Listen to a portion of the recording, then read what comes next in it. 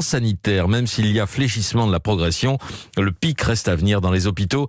Hier encore, 329 morts de plus et 351 nouveaux malades en réanimation. On approche les 5000 patients en réa. Et question décisive, souvent posée, jamais résolue. Où attrape-t-on le virus? Quels sont les lieux les plus contaminants?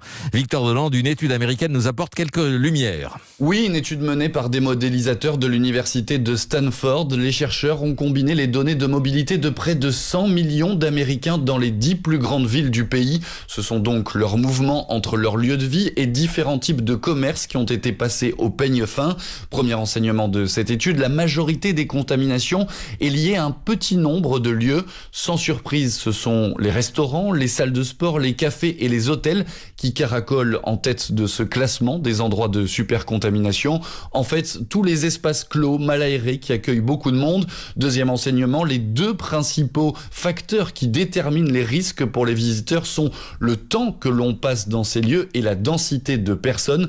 Pour Pascal Crépé, épidémiologiste à l'école des hautes études en santé publique, cette étude est très intéressante, notamment en vue du déconfinement. Elle permet d'identifier quels sont les endroits qui favorisent le plus les infections et peut-être ceux sur lesquels on a le plus de marge pour réduire justement ces densités et ces temps passés. Seul bémol de cette étude, au moment où elle a été réalisée en mars dernier, les protocoles sanitaires n'étaient pas encore appliqués dans ces lieux et personne ne portait de masque.